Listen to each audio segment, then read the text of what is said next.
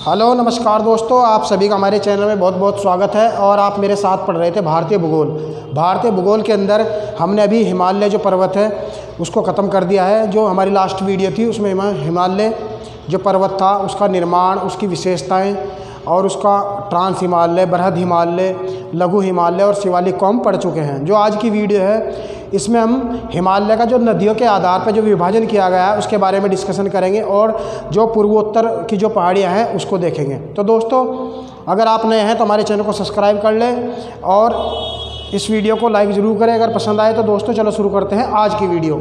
जैसा हमारा आज का टॉपिक है पूर्वोत्तर की पहाड़ियाँ एवं हिमालय का नदियों के आधार पर विभाजन। हिमालय का नदियों के आधार पर विभाजन। एक भूगर्भ शास्त्री थे जिनका नाम था सिडनी बुराड एक भूगर्भ शास्त्री थे। इन्होंने क्या किया है, हिमालय के आधार पर, नदियों के आधार पर जो है हिमालय का 4 भागों में विभाजन किया है। सिडनी बुराड जी ने कहा है कि हिमालय को जो है नदियों के आधार पर इन्होंने बांटा है 4 भागों में। जैसे सबसे पहले जो सिंधु नदी है, सिंधु नदी से लेकर सतलज के बीच का जो हिस्सा है, सिंधु से लेकर सतलज का जो बीच का जो हिस्सा है उसको इन्होंने कहा है कश्मीर हिमालय। और दूसरा जो सतलज नदी से लेकर काली नदी तक का जो हिस्सा है वो कुमायूं हिमालय। तीसरा है काली नदी से लेकर तीस्ता नदी तक नेपाल हिमालय। और जो चौथा है वो तीस्ता नदी से दिहांग नदी तक असम हिमालय। तो जो सिंधु नदी से सतलज नदी के बीच का जो हिस्सा है जिसको हम कश्मीर हिमालय कहते हैं, उसके अंदर कुछ पर्यटन स्थल है मुख्य इम्पोर्टेंट, जैसे वैष्णो देवी का मंदिर है, अमरनाथ जी की गुफा है और चराय शरीफ है। जैसे जो सतलज नदी से काली नदी के बीच का जो कुमायूं हिमालय है जो उत्तराखंड के अंदर आता है, उसमें भी कुछ प्रमुख चोटियाँ हैं जैसे नंदा देवी, कामेट पर्वत, बंदर पूंछ, त्रिशूल, बद्रीनाथ, केदारनाथ और फूलों की घाटी जो चमोली के अंदर है। फूलों की घाटी जो है विश्व धरोहर में भी शामिल है और यूनेस्को ने इसको विश्व धरोहर में शामिल किया है। तो अगर ये क्वेश्चन आता है कि फूलों की घाटी कहाँ पे है, तो ये चमोली के अंदर है। ये बहुत ही सुंदर है और कम से कम 40 से 50 किलोमीटर जो लंबा क्षेत्र है उसमें विभिन्न डिजाइन के जो है नेचुरल फूल खिलते हैं। अलग अलग सुंदर फूल है। अगर आप वहाँ घूमने जाओगे तो वहाँ पे ऐसा फूल है चमोली के अंदर, जो फूलों की घाटी है, अगर आपके कपड़ों को छू दे तो 1 महीने तक उसकी खुशबू रहती है, किसी सेंट से कम नहीं है वो। तो फूलों की घाटी बहुत ही अच्छा घूमने का पर्यटन स्थल है। ऐसे ही इसके बीच में दून और द्वार जो घाटियाँ हैं, जैसे देहरादून और हरिद्वार जो है घाटियाँ जो है वो सतलुज से लेके जो काली नदी है जो कुमायूं हिमालय है उसी पे पड़ता है।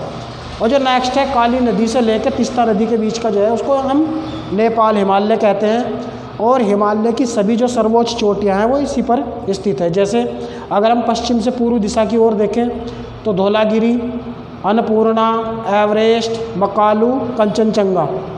और जो नेक्स्ट है तीस्ता नदी से जो दिहांग नदी जो असम के अंदर है और तीस्ता नदी जो नेपाल से गिरती है बिहार के पास, वहाँ से लेकर जो नेक्स्ट आगे का जो हिस्सा है दिहांग तक उसको बोलते हैं असम हिमालय।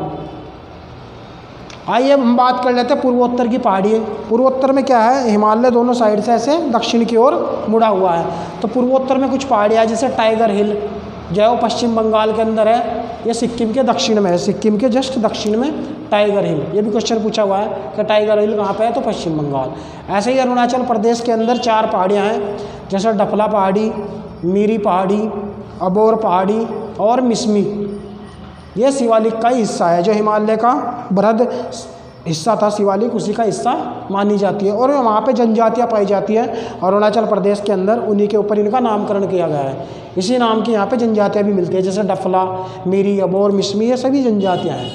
नेक्स्ट है अरुणाचल प्रदेश के अंदर जो पहाड़ी मिलती है एक और, वो है पटकोई बूम। नागालैंड के अंदर नागा पहाड़ियाँ, मणिपुर के अंदर लैमाटोल पहाड़ियाँ और मिजोरम के अंदर मिजो पहाड़ियाँ। जो हिमालय का भाग जो नामचा पर्वत है वहाँ से जो दक्षिण की ओर मुड़ गया है हिमालय का ये हिस्सा है, ये शिवालिक का है और ये हिमालय का है। इसी प्रकार असम के अंदर और पहाड़ियाँ मिलती है, बराइल पहाड़ी। और मेघालय के अंदर गारो, खासी और जयंतिया जो है 3 पहाड़ियाँ हैं जिनका पश्चिम से पूर्व की ओर क्रम अगर हम देखें तो गारो, फिर खासी और फिर जयंतिया।